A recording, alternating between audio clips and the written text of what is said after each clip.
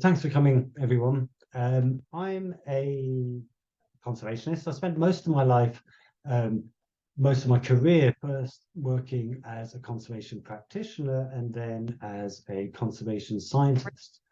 Mainly, I've worked a bit in the UK, but I've largely worked in tropical contexts. I've worked in Mauritius on some of the world's rarest species, and then I spent 10 years in Madagascar working with WWF and others to help establish new protected areas in forests and in coastal lagoons with fisher people, small scale fishers that depend on the resources that you're trying to conserve.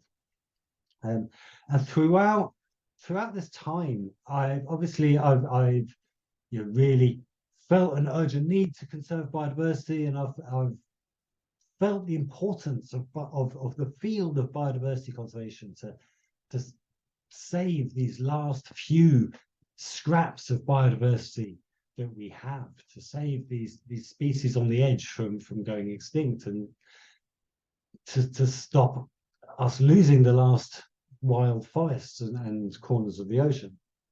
But I've always felt that it was really, really obvious, actually, that all our conservation efforts were not enough. As critical as they are, they're not enough. And I spent a lot of time thinking about why they're not enough recently, and that's what I'd like to talk to you about today. So conservation works since the field of conservation science came together in the 80s. We've compiled this really amazing evidence base for what works and what doesn't work in conservation. And our conservation strategies work. We have saved dozens of species from extinction, species that otherwise would have been extinct. This is the Mauritius kestrel. It was down to 4 individuals. But the project to conserve it was so successful that it was downgraded twice on the IUCN Red List. It was downgraded from critically endangered to endangered, and then again down to vulnerable. So we know how to save even the most threatened species from extinction. We know how to stop deforestation, stop the transformation of ecosystems with protected areas, with parks and reserves. This is a satellite image of a park in New Zealand, and it's clear to see the limits of that protected area have had an impact on ecosystem change. We know how to catch fish and harvest other resources sustainably. We know how to eradicate invasive species from the most delicate island ecosystems, where they're driving a sort of flightless species and other endemics to extinction. We know how to restore ecosystems, and in this and every other aspect of what we do as conservationists, importantly, we've learned how to do all these things not just as technical processes, but as social processes. Like, we recognize that the work we do it within social ecological systems where other people are part of the system, and we've taken on board the techniques and the theories of the social sciences to embed our work, to inform what we do. So yeah, we know how to do all these things, but nevertheless, we are losing biodiversity. We're losing biodiversity at staggering rates, and we're not slowing it at all. On the left, this is the decline in monitored populations of vertebrates in WWF's Living Planet Index, and on the right is an index of biodiversity intactness. In both of these, they're divided by continent, by region, and in both cases we see huge declines over the centuries and decades. We are not reversing these declines in biodiversity despite all our skills in preventing biodiversity loss. So what's going on? How can it be that we know what to do, but we're losing?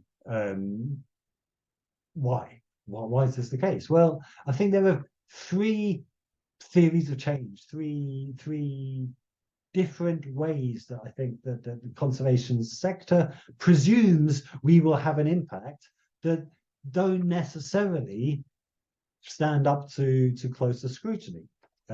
So I'd like to, I think we need to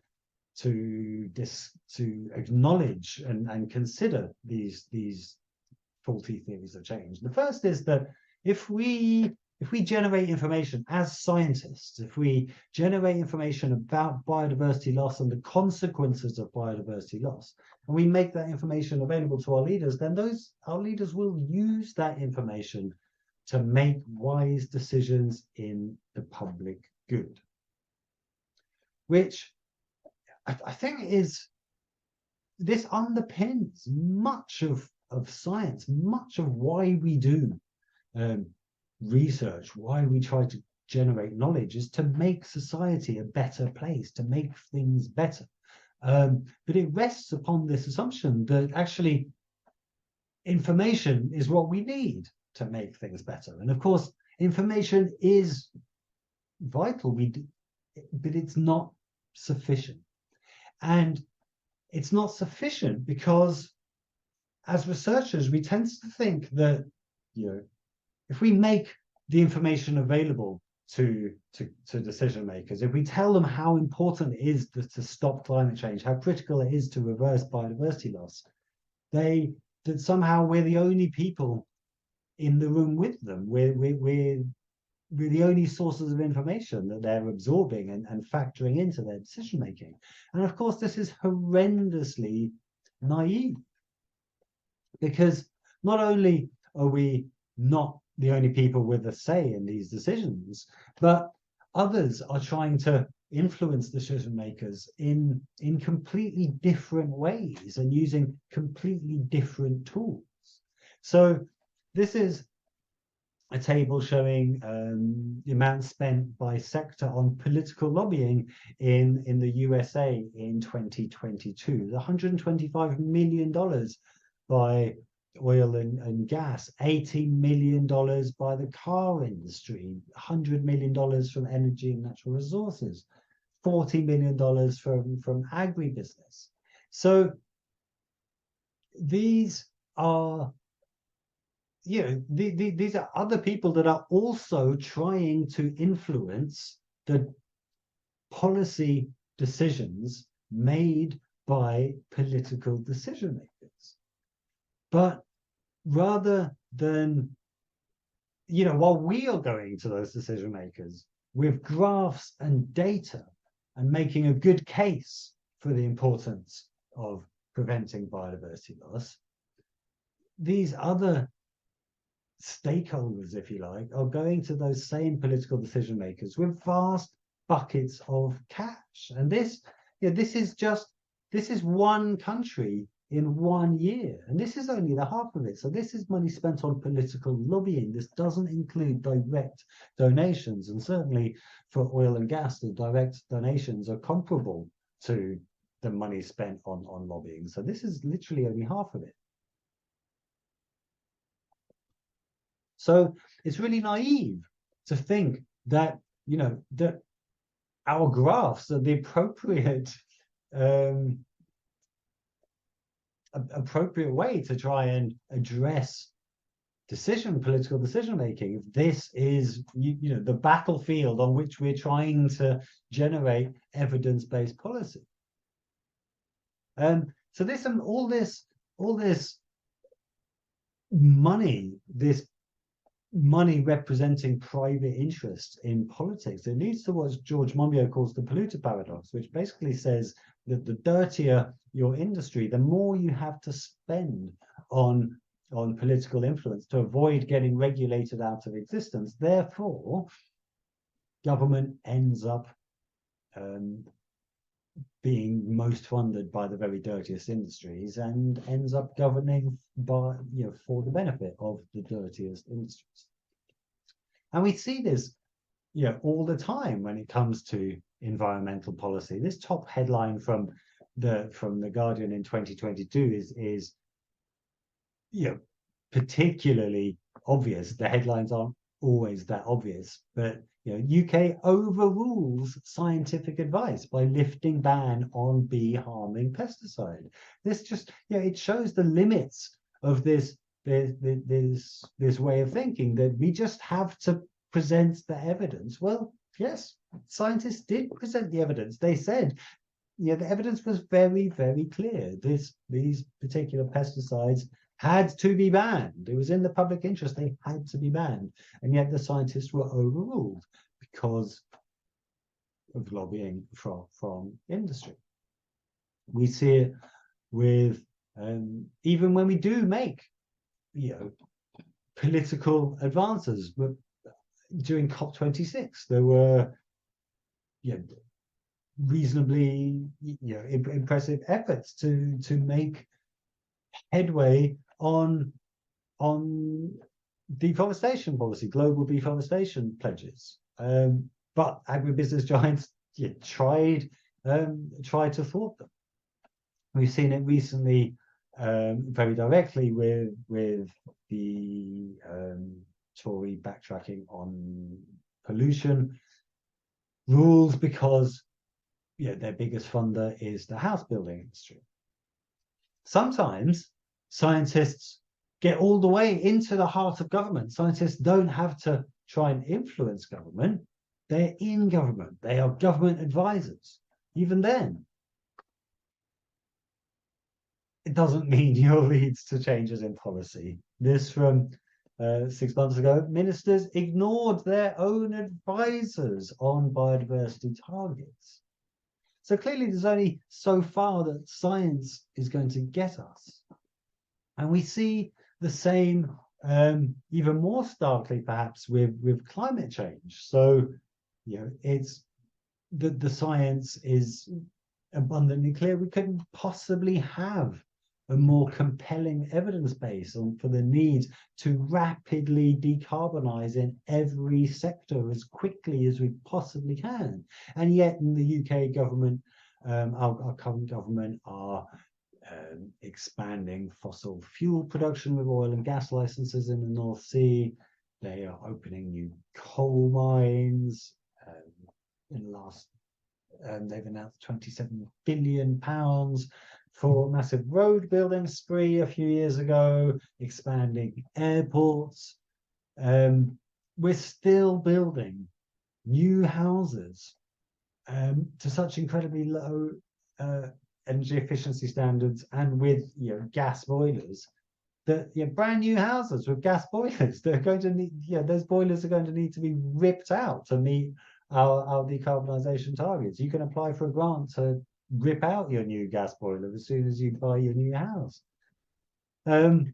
So it couldn't be clearer that this naive old idea that a scientist's job is to provide the information and that information will lead to good policy decisions. It's not the case. That doesn't work. This planetary emergency we're suffering is not an information deficit problem. We are not hurtling into this emergency blindfolded. We know what we're doing. Also, rather, our decision makers know what they're doing. So if we want evidence-based decisions as scientists, as the scientific community, if we want policies that are informed by the evidence, then we need to acknowledge that evidence alone is not sufficient, because this is about power and influence. And simply having the knowledge will never be enough to generate the transformative change we need at the speed we need it, because it ignores the processes that most powerfully influence political and policy change. And it doesn't address the forces that are so heavily invested in maintaining the status quo. We can't think that simply generating red lists and ever more stark warnings about the loss of biodiversity will ever be sufficient if we don't think about the powers and the interests that profit so well from the continued destruction of biodiversity. And the influence that they have on policy. Now, of course, we can't hope to compete with them in terms of financial influence. We can't hope to be spending hundreds of millions of pounds on lobbying of government ministers. That's not a game we can play, but we can try to understand that this is about power, and we can counter that power with a power of our own, and that's people power. So our second theory of change as conservationists is that if we generate solutions, then society will pay for us to implement those solutions. We'll work out how to conserve biodiversity, and society will say, yes, we want to conserve biodiversity, and we will make this a funding priority for our society, and we will make sure that biodiversity is conserved.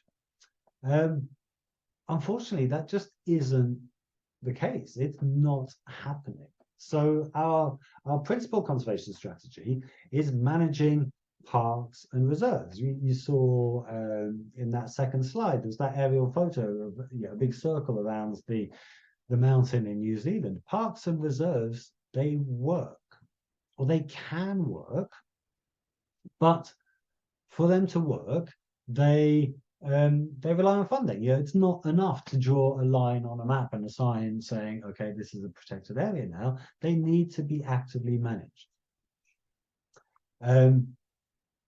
15% of the Earth's land surface is in protected areas. I think this is a phenomenal achievement. 15% of all land is in parks and reserves, and that's incredible. But they need money to fund them. And this 15% of the Earth currently gets about $24 billion in funding. So that's annual spending on all the green bits on the map there. And the blue bits is another 10% of the oceans, or something, so 8%, I'm not sure. It sounds like a lot of money, this 24 billion. It's about the size of the global market in beard grooming products. It's less than a third of global spending on ice cream. And that is how important society has decided that conserving biodiversity is. Can you imagine? Less than a third is important as ice cream. So why? Everybody knows about wildlife. Everybody says they love wildlife. Everybody in our societies. Why are we not funding conservation?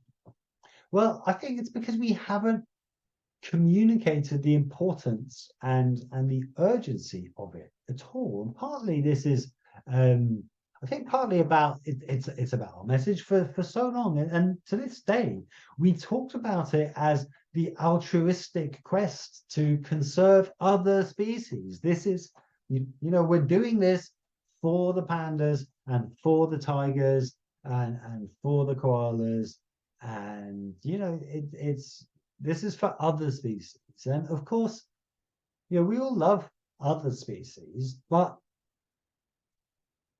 the fact that society has decided that whilst it might profess to like them, it's not going to actually pay for them. So James Bullock and I argued actually that maybe we need to move beyond this framing a bit, and talk about the real importance of biodiversity, which is that it's not about other species at all. It's about us, and particularly in a climate emergency context.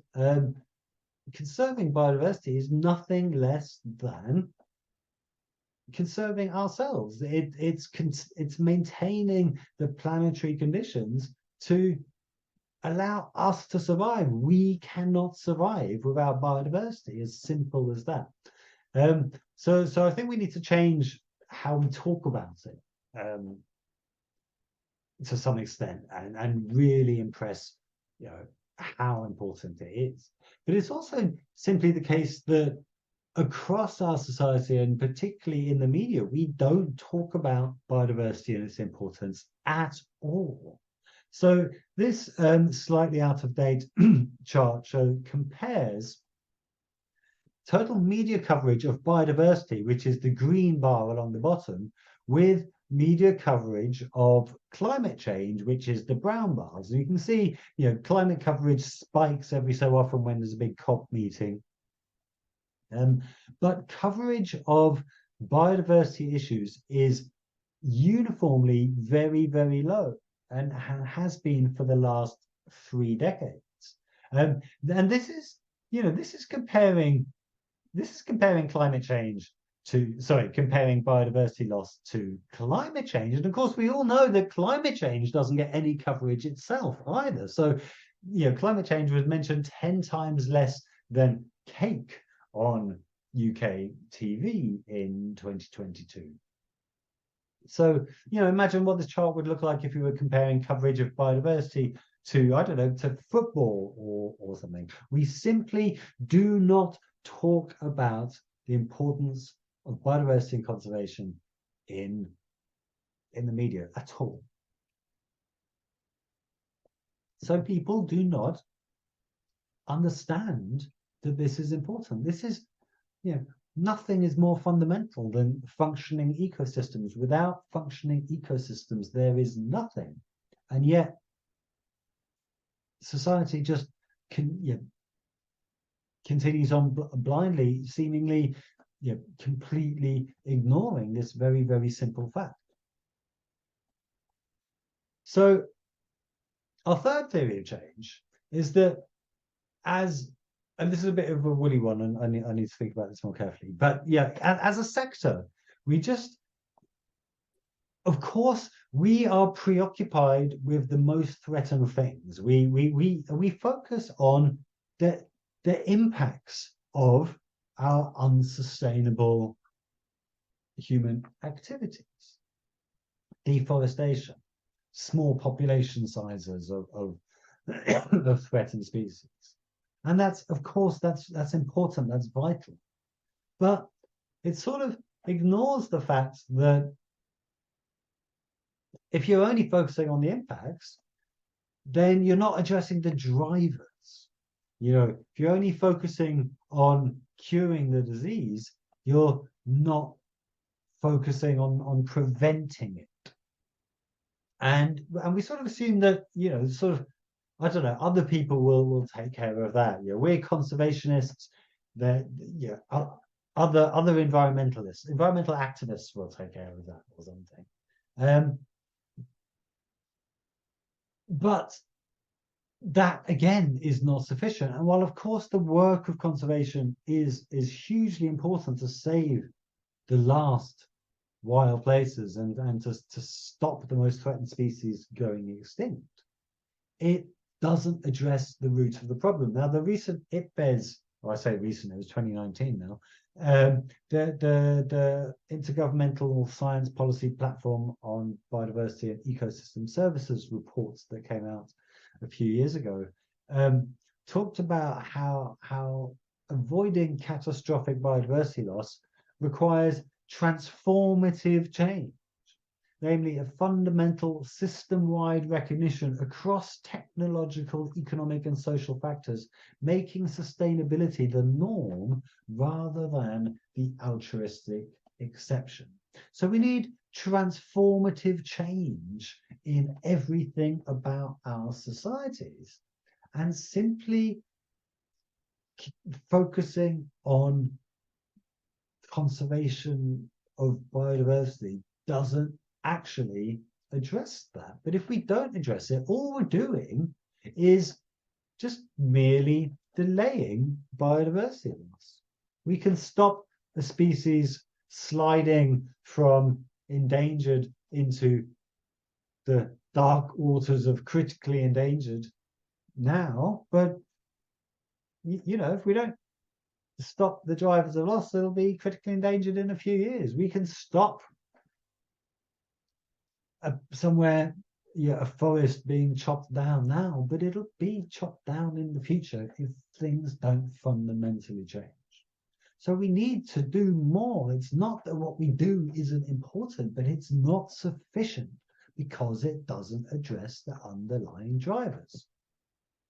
So how do we as a sector, whether we're conservation practitioners, whether we're conservation scientists, or whether we're just nature lovers, how do we overcome these weaknesses in our theories of change? How do we become more influential? How do we communicate with more urgency? And how do we catalyze the transformative change in our societies and economies that we know has to come sooner or later?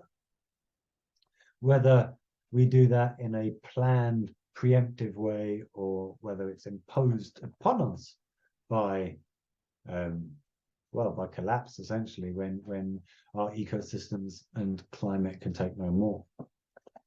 Well, the answer seems to be, and social scientists seem to be converging on this same answer, really, is we join social movements and to help build momentum towards social tipping points. Now, there's different definitions of social tipping points and social tipping processes, but they're points at which basically rapid you get past the tipping point and rapid change becomes inevitable and can happen very, very quickly. So, and we don't know, these tipping points differ in different sectors, and we don't know where they are. We do know that they come about through numbers of people, and there comes a point where the number of people working for change and demanding change and making change happen becomes such that change becomes inevitable. And so there's lots of research about these social tipping points and social tipping processes and social tipping interventions over the last few years. And there was this exchange in proceedings of National Academy of Sciences. There was the first paper by Ilona Otto and colleagues said, achieving a rapid global decarbonization. So sorry, this discussion was in regards to climate change, not biodiversity loss, but it's the same transformative change that is needed for both. The changes needed to address for rapid decarbonization will also they're the same sorts of changes that are needed to reverse biodiversity loss. They said achieving a rapid global decarbonization to stabilize the climate critically depends on activating contagious and fast-spreading processes of social and technological change within the next few years. So they said, it can be done, but we need these social tipping points. And there was this response that said, of all the proposed social tipping interventions require radical government action, right? Either at national or local level. But so in labeling their interventions as starting points in the transformation process, they actually fail to ask, well, who initiates these deliberate process of radical change in the collective interest? What starts these processes? Does it tend to be government, the private sector, or civil society? Well, the evidence points to civil society and social movements as initiators of rapid social transformations. And when we look at the evidence of history, it's social movements, and particularly social movements employing the tool of non-violent civil disobedience or non-violent civil resistance, that have been at the forefront of many of the major progressive social changes that we've enjoyed, or at least partially enjoyed, in our societies over the last century or more. So the suffragettes won votes for women. There was the struggle for civil rights in the USA for civil rights for people of color. In the 80s, there was the struggle for gay rights that won civil rights for the LGBTQ plus people, and that was necessary to catalyze policy action on the AIDS crisis. Again, despite mounting, growing evidence, scientific evidence about the need for policy action on the AIDS crisis, it didn't happen until the gay rights movement rose up and demanded it. So these non-violent people's movements have resorted to civil resistance to enhance their struggles, and they have gained the policy changes that they demanded as a result, often over extraordinary lengths of time, but they have won using these tactics, and these tactics work in a number of ways. Like they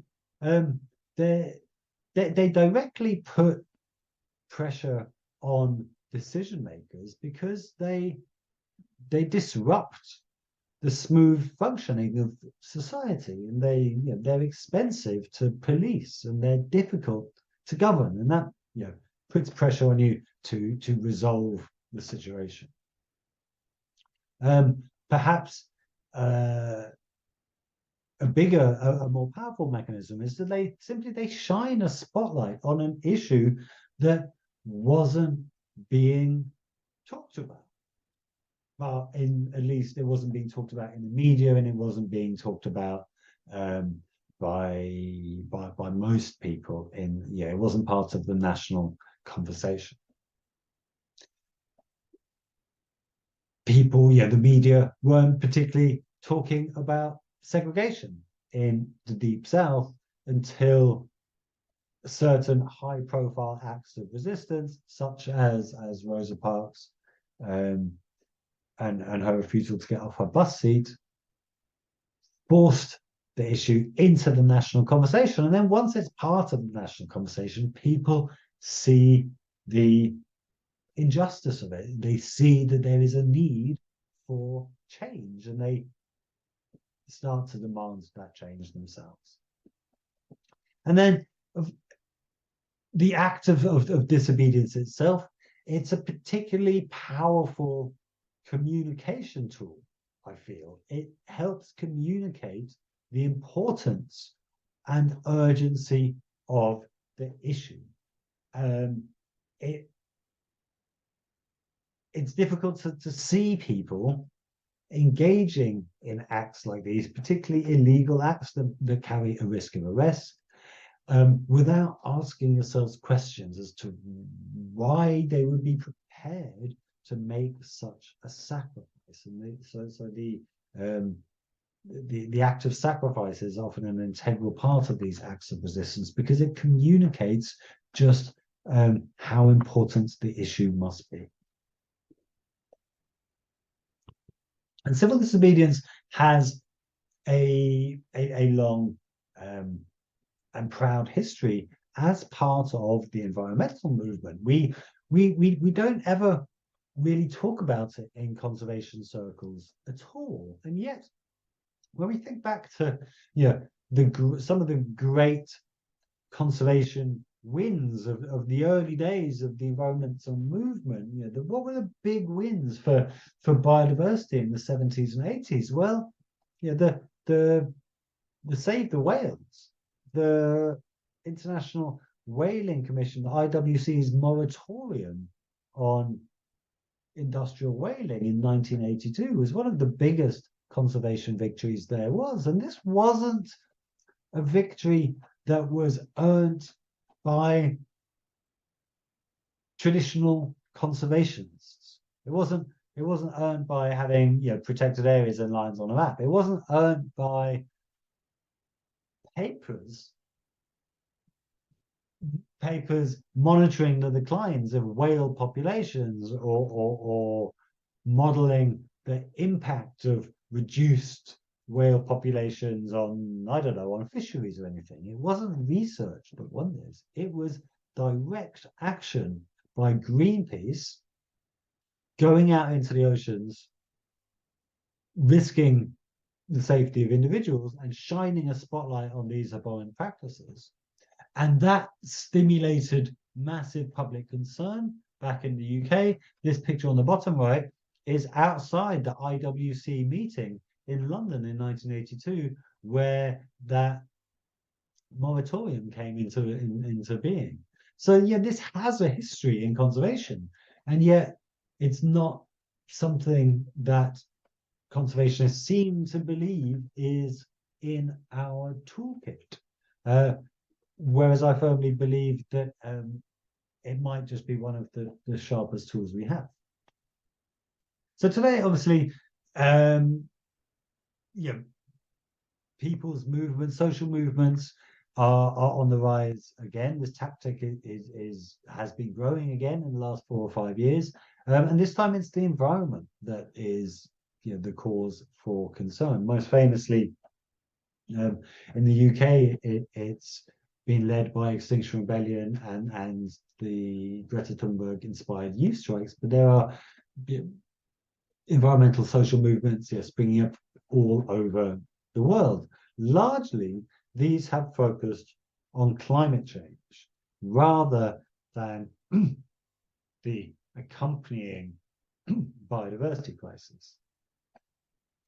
But they have been hugely successful in changing the conversation on climate change since Extinction Rebellion formed in 2018 and had its first really massive protest in London in 2019. They have changed the public, media, and political conversation on climate change. So polling shows that public concern over the environment and climate change tends to rise directly after big XR actions. In the first year after XR launched, we had unprecedented media coverage. There was a climate debate before the last general election, and it had an influence on policy. So weeks after XR protests in April 2019, the Parliament declared a climate and nature emergency. Just months after, we became the first industrialized nation to enshrine a decarbonization target into law. So, of course, it's difficult to attribute direct causality, but it's quite widely recognized the role that Extinction Rebellion had in stimulating this change across public concern, media, and political action. This is something some colleagues and I wrote about at the time in Nature Communications, saying, there's this huge upwelling in public concern for the environment, and yet it's entirely focused on climate change. We need to put, we really need to put biodiversity at the heart of these conversations. So, I went to the first those big Extinction Rebellion protests in April 2019, and I chatted to lots of people, and I met. I met people from all sorts of sectors. I met students and retired people and doctors and lawyers and artists, and I didn't meet any scientists, and I didn't meet any conservationists. No one that was professionally concerned with conserving the natural world, and I thought that was really odd. As scientists and as conservationists, we have a particular close-up view. We know what's happening. We have a particular understanding of just how severe this threat is, and yet where are we? Why aren't scientists attending such things? So I went home and I contacted the one other conservationist that I had heard was there, who was an ecologist then at Cambridge called Claire Wordley, and we set about writing this essay that was published in Nature, Ecology and Evolution, making the case that as scientists we have exhausted the acceptable channels to try to have an influence. And yeah, we've tried. It's not that we haven't tried, but it's not working. So since we're running out of time, maybe we need to do more. And it went on to cause quite a storm online. I think there were a lot of scientists that were waiting for something like this to be said. There's this metric called altmetric, which measures online activity around a paper, and for a while it was in the top couple of thousand most discussed papers online. So since they started measuring, so there was clearly a need for someone to say something like this. Since then, I've spent a lot of time thinking about why it is that academics have a particular obligation, I'd say, to support and to take part in these social movements that are calling for the changes that the evidence we provided just wasn't sufficient to bring about. The first is that it works. If what we're interested in is having a positive impact, and if we are, the evidence-based practitioners that we profess to be, then we need to look at the evidence, and the evidence suggests that social movements are, and specifically nonviolent actions, are effective in bringing about the changes we need. I personally feel I have a moral obligation. It's a moral obligation I've felt ever since the first time I came along to one of these things. I think partially it's partially it's covered by that idea that it's effective. I feel a moral obligation to do what I can for other life on Earth, and this is what works, so I do. But also I feel a moral obligation to be there, standing shoulder to shoulder, I guess, with others that have come out in defense of life on Earth.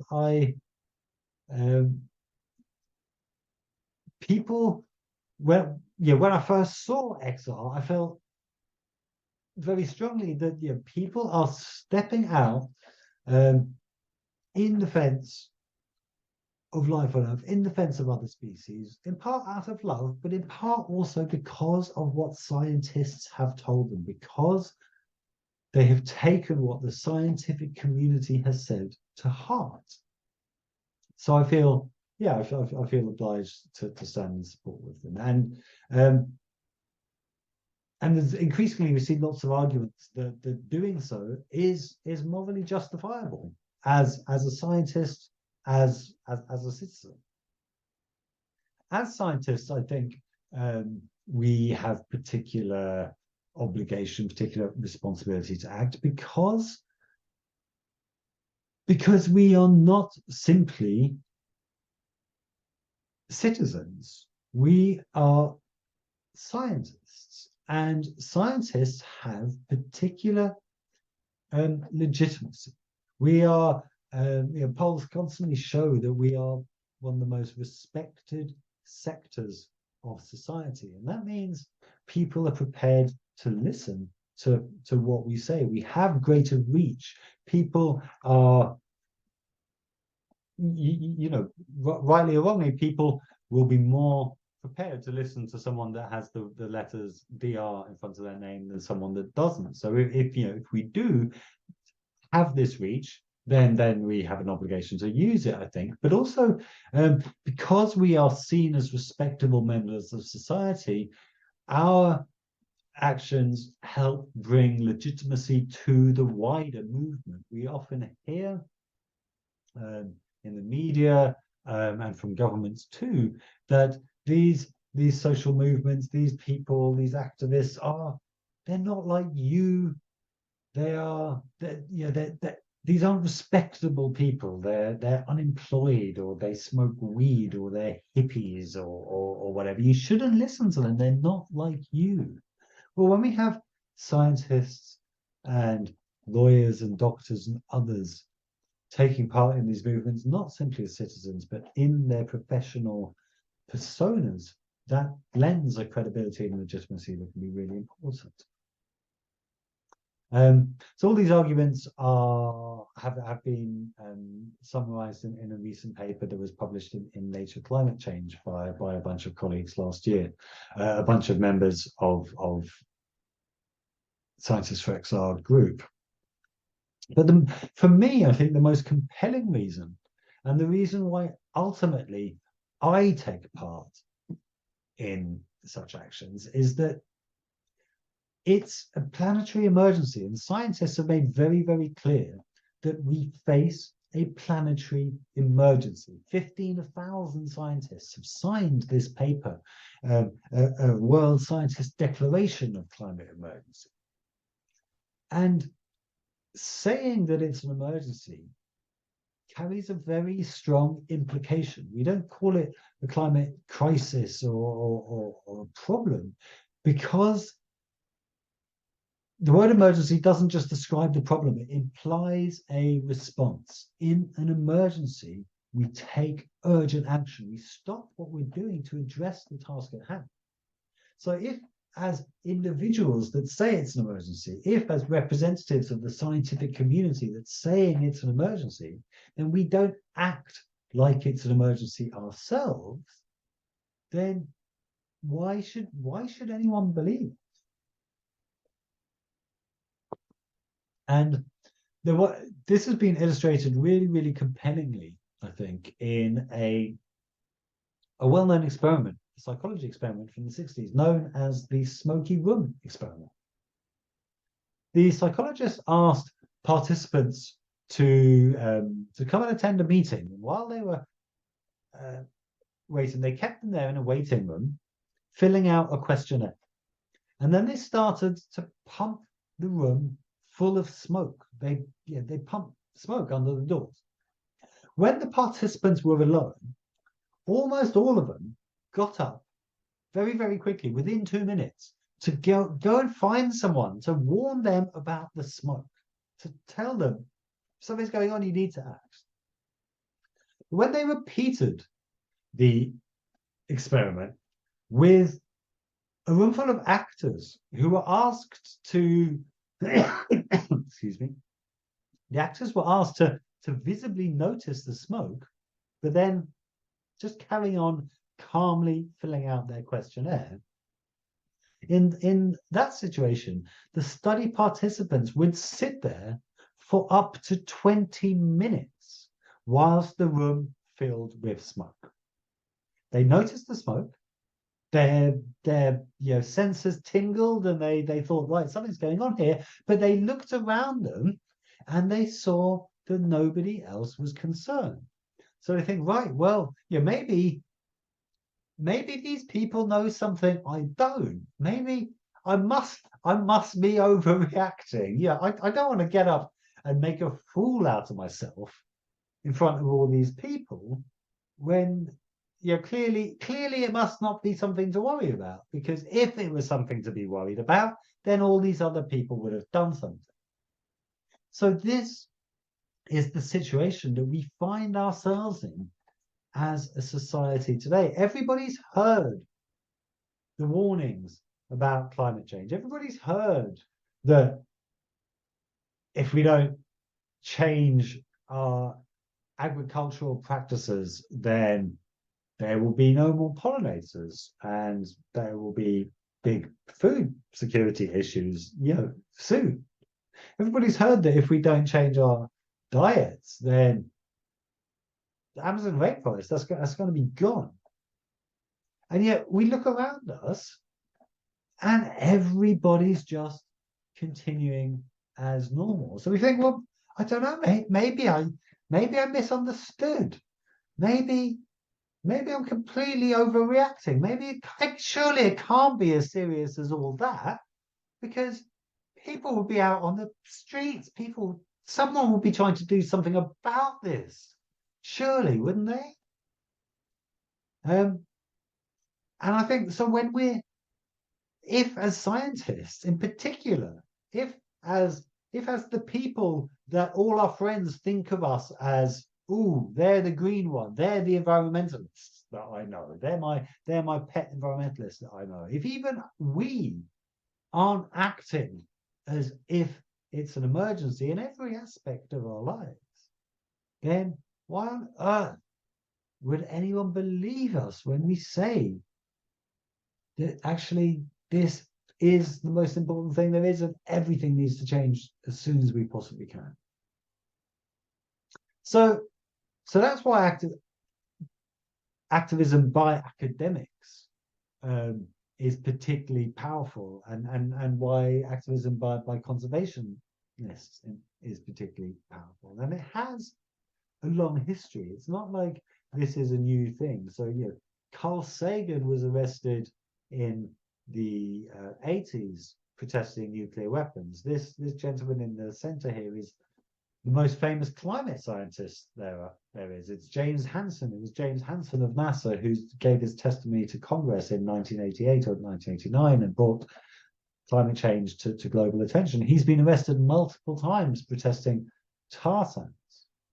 So scientific activism has a long history, but most of us still don't engage in it. We think this is not something for us. So why is this the case? What is holding us back? Well, the argument that we commonly hear is that scientists should be detached, neutral observers. Our role is to generate information, and we have to be completely objective as we do so. If we were to argue for particular policy prescriptions, if we were to advocate a position or other, then we'd no longer be neutral. We wouldn't be objective, and we wouldn't be credible purveyors of information. And we hear this all the time. Well, actually, the idea comes from the Middle Ages. There's a historian of science at Cambridge called Amanda Power who's looked into this, and it comes from a time when scientific knowledge or academic knowledge was generated by monks. It was monasteries that were the seats of learning, but this knowledge was it came directly from God. It was the word of God, and in order to receive the word of God, the scholars had to be pure, empty vessels, completely detached from the material world. And ever since then, there's been this norm of neutrality. But of course, we're not in the Middle Ages anymore. We're in a planetary emergency, and norms can and must change. But the other thing I think is particularly odd about this is that I'm a conservationist, and conservation has never been a value-free science at all. It's not neutral. Conservation sees biodiversity as good, and it tries to conserve it. Conservation is trying to achieve particular political objectives, which is the maintenance of functioning ecosystems and the prevention of extinctions. It's explicitly political. We've never been detached, we've never been neutral, and we've never been value-free. And that's just conservation. I think this applies to all sorts of fields as well: medicine, public health, international development, education, sustainability science, urban planning, landscape planning, agriculture. All these things are trying to achieve certain objectives.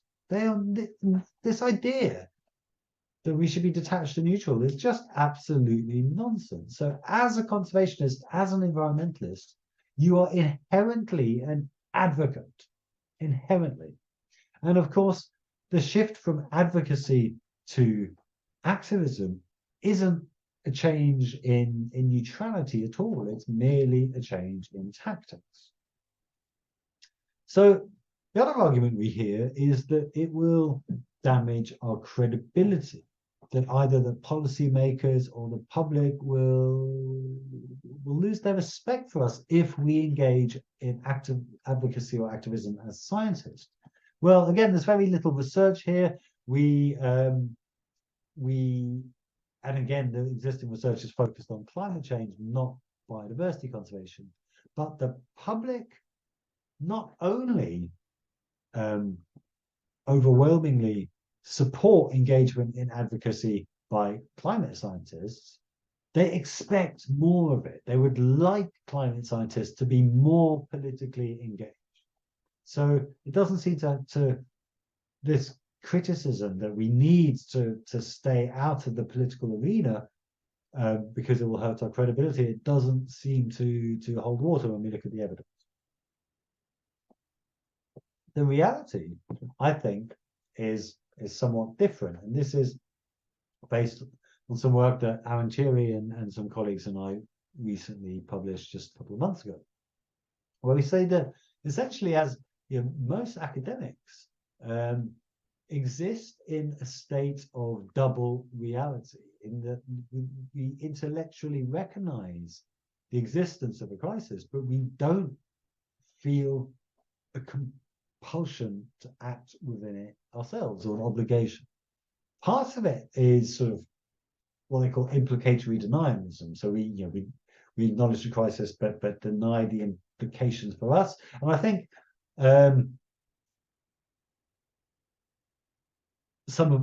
many of us do that through using these excuses that we heard in the last two slides. It will diminish my credibility, or things like that. I'm already, as a scientist, as a researcher, as somebody working in the NGO sector, I'm already doing something that's very important. Therefore, I can't do anything that might jeopardize my ability to achieve the change, the transformative change we need, using this insider track that I have as a professional, as a researcher, or whatever. And the other mechanism is disavowal, which is slightly different. It's different to denialism. It's simply not considering these issues within the realm of the things you talk about. It's a bit like the proverbial ostrich burying its head in the sand. You simply do not consider these issues within your day-to-day spheres, realms of consideration. But because we don't talk about or take action to bring about the transformative change we need, because as individuals we just passively carry on in our day-to-day lives as professionals, that passivity spreads between individuals through social contagion. If nobody's doing anything about it, so just not doing anything is the norm. But that leads to a weird situation called pluralistic ignorance, whereby because nobody's talking about it, because nobody's taking any action, we think that nobody else cares. And the experiments have shown in the USA that people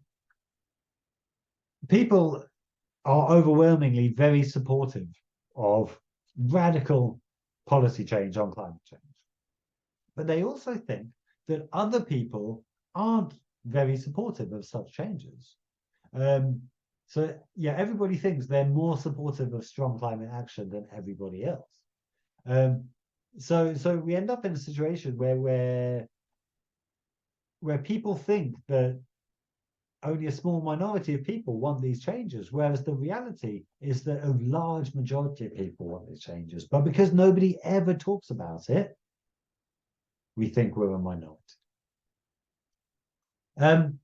We made the case in our paper that even if you don't care about the future of the planet or the species or whatever, even if all you care about is being an academic, such passivity is completely maladaptive, because if we don't get the transformative change we need, then societies will collapse. There will be no universities, there will be no research on a dead planet. So just allowing everything to continue as it is blatantly maladaptive. It makes no sense. So we ask, why are academics so maladaptive? And it's a number of reasons. We do benefit from the status quo. It is difficult to, there are costs involved in trying to shake things up in the world you live in. People are wary of the individuals that try to bring about change. And of course, in the academic sector is hyper competitive, and particularly so in the modern neoliberalized university. So that everybody's already working 1.5 jobs already. Everybody's already running just to stay in one spot. And those that rise to the top, those that become established professors and get the lucrative grants and end up publishing the big high impact papers, those are the ones that are, it's a self-selecting cohort. It's only the people that say no to everything else and concentrate only on the things that are going to get them a grant or going to get them a paper that rise to the top. And so it's this, there are really strong selective pressures to not get involved in other things that aren't going to get you a grant or paper, even though doing so, even though stepping beyond our comfort zones as professionals is required from all of us if we're to help catalyze the social change that we need to bring about. Because ultimately, there's none of it. There are no universities, there's no research, there's no professorships, and there's no conservation projects, there's no conservation funding, and there's no conservation NGOs on a planet that has neither functioning ecosystems nor functioning society. So, sorry, I realize I'm speaking quite slowly, and this I should have wrapped up in an hour. It's taken an hour already, so I apologize. Much of the rest of this talk is, it's focused on academics specifically, but it applies to everyone throughout the conservation sector, I think.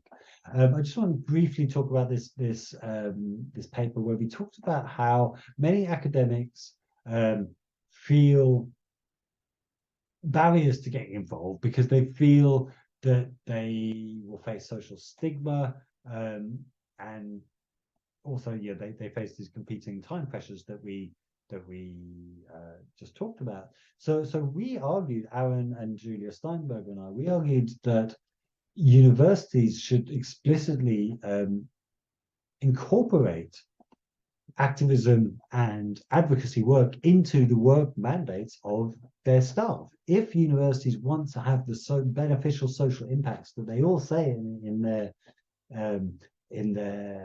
mission statements that they want to have, then we must recognize and reward staff for doing such work. And this was the paper that we published that in. So there are two main groups that bring together academics into acts of civil disobedience. The first that everyone on this call is a member of, I believe, is Scientists for Extinction Rebellion. And we're part of the Extinction Rebellion movement, and we're based in the UK, where Extinction Rebellion was founded. We take part in actions against a range of different targets, including museums and cultural institutions that accept sponsorships from fossil fuel companies, including media organizations protesting against the the silence on these issues. We have carried out actions against government departments in protest at the UK government's energy strategy. Here, scientists have glued themselves onto the Department for Business, Energy and Industry. Often this has resulted in us getting some really good media coverage. That last action was covered on the cover of broadsheet newspapers, and we get lots of online coverage. Mostly our actions have been focused on the need to bring about the end of the fossil fuel era, but recently we've also, partially because of the so-called attack on nature carried out by the UK government over the last couple of years, we focused increasingly on resisting this attack on nature. We'll also take action with a group called Scientist Rebellion. This is not part of the Extinction Rebellion movement, but a sister group that was formed in 2020 in the UK. Scientist Rebellion is now much more global in focus, with a much weaker presence in the UK. So 2 years ago this week, we carried out our largest action at the time, our first major action. We blocked a bridge in Glasgow where COP26 was being held. We blocked a bridge with chains around our necks, and 21 of us were arrested, of which 19 scientists. And at the time, this was the first mass arrest of scientists anywhere, we believe, for this nature and climate emergency, and it got a lot of exposure as a result. We were covered in the largest science journal, Nature. We were covered in the Sun and got called boffins, which is obviously a career highlight for any scientist. And we did this because scientists taking action visibly in lab coats sends a powerful message. It is not something you see every day, scientists getting arrested, and it's difficult to see scientists putting themselves in such positions without asking oneself why this is the case and why they would be willing to do so. April last year, the Scientist Rebellion carried out a global Scientist Rebellion that involved actions, over 1,000 scientists taking actions in 23 countries. I think there were 7 sub-Saharan African countries and 6 countries in Latin America. So this is a global movement. This article in Nature is from yesterday, I believe, 5th December, about the range of scientist rebellion actions taking place globally right now as COP28 climate conference is taking part in the UAE. So check out that article. Not all activism is arrests. When we see social movements on the news, generally they manage to get on the news by carrying out arrests, actions that leads to arrest, and this is the most obvious way to break through this media silence. But of course, it's not the only way to generate interest, particularly to generate interest locally. So this picture on the left is Extinction Rebellion's dirty scrubbers taking part in a protest at Barclays Bank. They dress up as cleaning ladies, and while of course you can get arrested, and indeed some of the individuals in that picture have been arrested for breaking the windows at Europe's dirtiest bank, you can't get arrested for cleaning the windows at Europe's dirtiest bank, and yet you can make a significant point and generate significant local media coverage. This other picture is of a flash mob carried out by the group Mothers Rise Up outside Lloyd's of London, the insurers. They were trying to ask Lloyd's of London not to insure the Adani Carmichael coal mine in Australia, and just recently, I believe, Lloyd's of London did pull out from insuring that coal mine. So it works. It was effective, and obviously nobody was arrested in the course of that dance. The other thing is, of course, if all you see of these social movements on the news is seeing people be arrested, it's easy to think that's the only thing, the only role you can play. Whereas, of course, that is just the tip of the iceberg. And for every person in Extinction Rebellion that has volunteered to go to London and block a road and get arrested, there are many individuals, perhaps dozens in other roles who aren't risking arrest. And I think there's lots we can do as scientists, as conservationists, both from the position of outsiders, if you don't want to join, or as members of these groups. I think scientists have a particularly important role to play in providing expert witness statements for those that are in court, making it clear why they were taking action. If people are getting arrested in defense of biodiversity, then juries and judges that are involved in prosecuting them need to be hearing why those actions are important, why preventing biodiversity loss is important, and that's something we can do as scientists and as conservation professionals. Similarly, just lending vocal support in the media, on social media, on radio phone-ins, in the conversation at work around the kettle during your break times. If there's this media backlash against activists that has become quite widespread in this country, and lots of people have perhaps lost sight of why we do what we do, and they are becoming increasingly unpopular. Well, even if you're not able to, even if you don't feel like becoming a member of these organizations, you're certainly able to defend them publicly, express vocal support, and I think that's hugely important. As scientists, and as conservationists, we have skills that we can safely contribute in ways that do not involve necessarily going out onto the streets. Our research skills, our skills of writing and speaking and analyzing information can be put to good use in all sorts of different ways. So really, whatever it is that we enjoy doing, there is a role for us in the climate movement where we can put our skills to good use, and we will be welcomed into that movement. I just want to end with a quote from the world's most senior diplomat, the Secretary General of the United Nations, Antonio Guterres, who in April last year said this by now very famous quote about climate activists, saying how they're not radical. Well, I think he could equally have been talking about nature activists.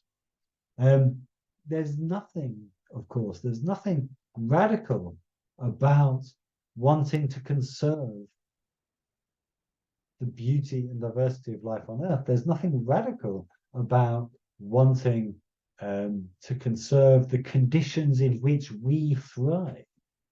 What's radical is those insisting that we should sit idly by whilst nature is destroyed. So thank you very much. Thanks for your patience. Sorry, that was slightly longer than I had planned. There's all the papers that I mentioned, some of my essays and research relevant to this topic. Thank you very much. I realize it's late, but I will, of course, happily take any of your questions and reflections.